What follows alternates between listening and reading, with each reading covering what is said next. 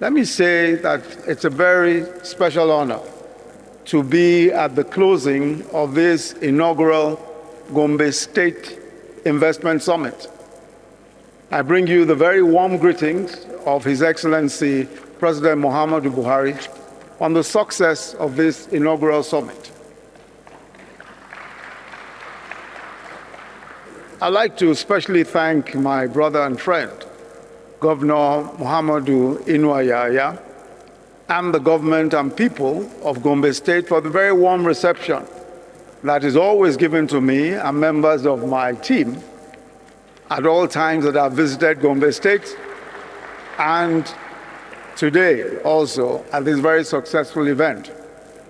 I salute Your Excellency's focus on and your determination to improve the fortunes of Gombe State, especially by positioning it for investments from both foreign and local investors. I'd also like to thank all of our guests from the private sector and investment community. Your presence and participation has contributed significantly to the success of this summit. This inaugural summit, Go Invest, is consistent with Gombe State's mission to create an enabling environment for sustainable prosperity, peace, cohesion, and an all-inclusive development for the people of this state, as contained in the development agenda for Gombe State, the GCON 2021 to 2030.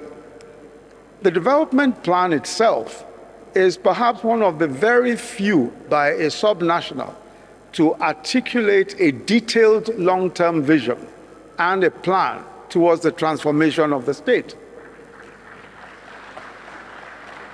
In addition, the state developed a full medium-term expenditure framework covering the last 2 years, 2020 to 2022. So GCON 2021 to 2030 is both a visioning exercise and a concrete roadmap to the long-term growth and sustainable development of Gombe State. I'm delighted that we are beginning to harvest the first fruits of the plan. One of those is the remarkable feat of attaining the first position in the subnational Ease of Doing Business Baseline Survey Report of 2021. I'm also informed that Gombe State was recently invited by the world-renowned Royal Institute of International Affairs, popularly known as Chatham House, to share its experience in implementing the state's health system reforms. These validations from different bodies, local and international, could not have come by accident. They are a product of the very strong leadership and commitment that has been demonstrated by Your Excellency. And I think this became even clearer when, even as I was governor-elect in 2019, Your Excellency commissioned, as you've noted, a needs assessment survey, a vital step towards developing a solid roadmap of reforms and programs for the progress that we see today.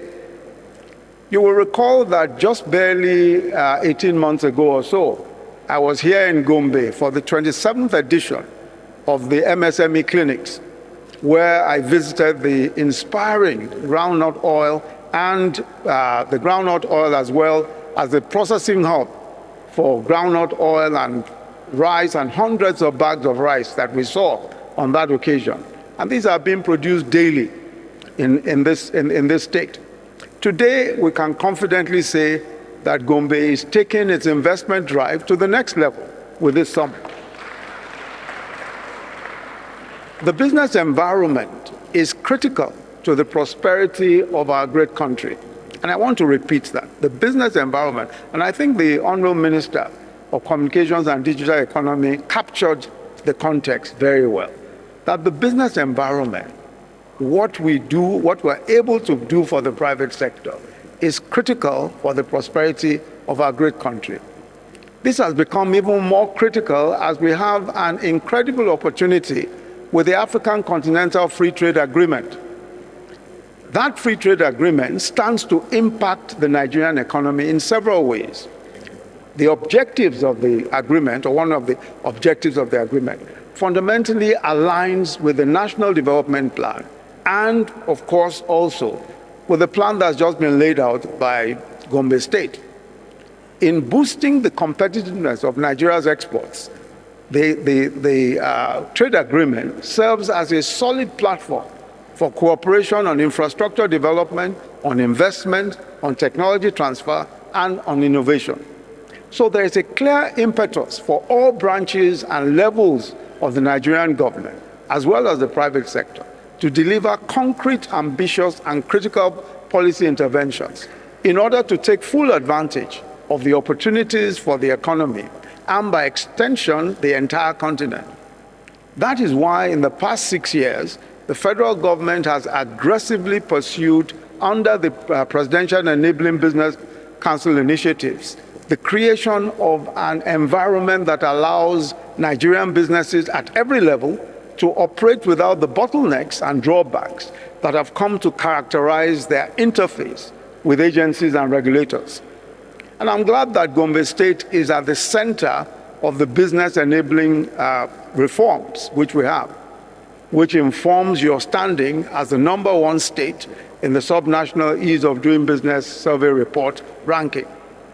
And now, as captured by the responses from the private sector in that report, Gombe leads the frontier in infrastructure and security indicators, as well as in the skills and labor indicator. The state has also ranked second in the regulatory environment indicator.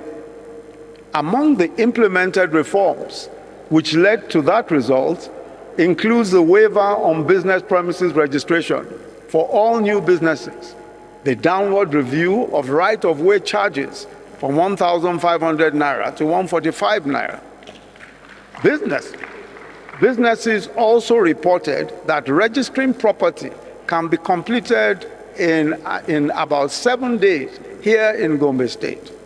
Gombe State also provides incentives, such as free allocation of land to new businesses with investments of at least 100 million. So where a business is investing up to 100 million, the state is able to offer, concessional land grants. Such businesses are also able to enjoy waivers on annual ground rent at the initial stages of the establishment. These reforms are being completed against the background of a stable security situation in the state and investments in critical infrastructure and human development. But perhaps, in my own view, the most poignant affirmation of the belief of Gombe State in the notion that government must catalyze economic growth with both policy measures and brick and mortar is the commencement in 2021 of the 1,000-hectare Muhammadu Buhari Industrial Park, which we are now told that the first phase of it is ready.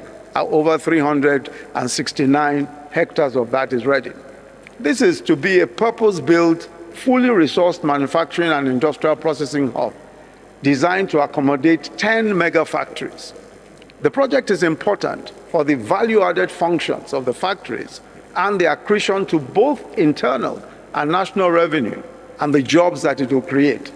10,000 direct jobs, we're told, and 100,000 indirect jobs. I continue to follow the progress of the Gombe State Health Insurance Scheme as well, which was launched only a few months before the MSME clinics and has now enrolled 100,000 residents, including over 40,000 poor and vulnerable, under the Go Health scheme. These investments in human capital development, alongside physical infrastructure development, are the strong foundations for the rapid development led by small and medium enterprises. And this aligns with the vision of the state to be the industrial hub of the northeast of our country. I think it's fascinating that Governor Yahaya has approached the development of the state by thinking like a sovereign, as opposed to thinking like a subnational. This explains why he took the trouble.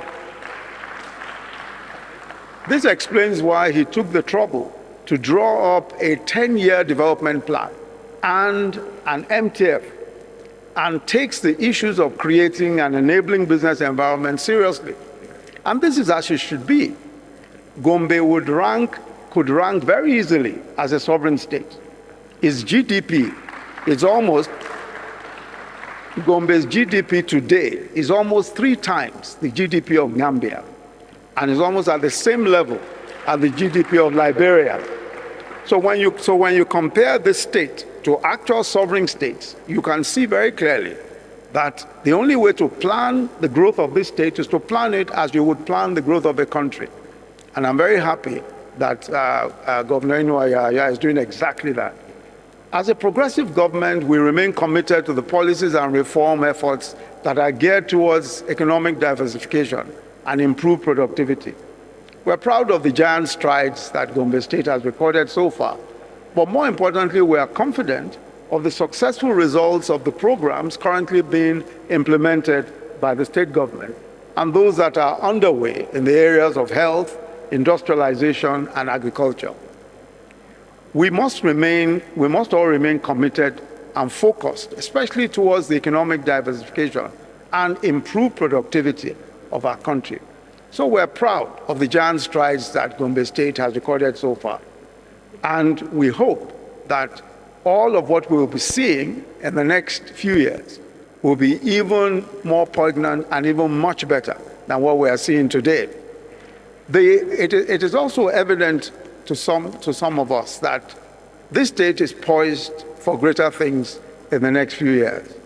And from what we see currently being implemented by the state government, it is clear that what we will see in another couple of years will be much, much better than what we have seen in the past few years.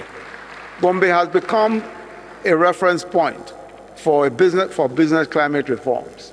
And I think this encourages the existing potential investors, local and foreign, to embrace the opportunities that are available in the state.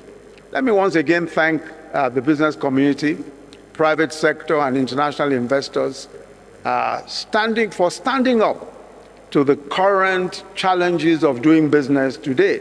And these are global challenges, they are local challenges. But I must commend you for standing up to those challenges.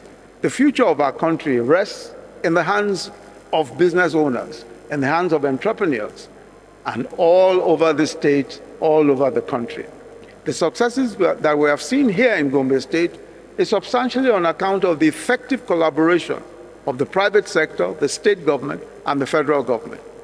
Our federation benefits our people when states and federal authorities, alongside private actors, think and work together.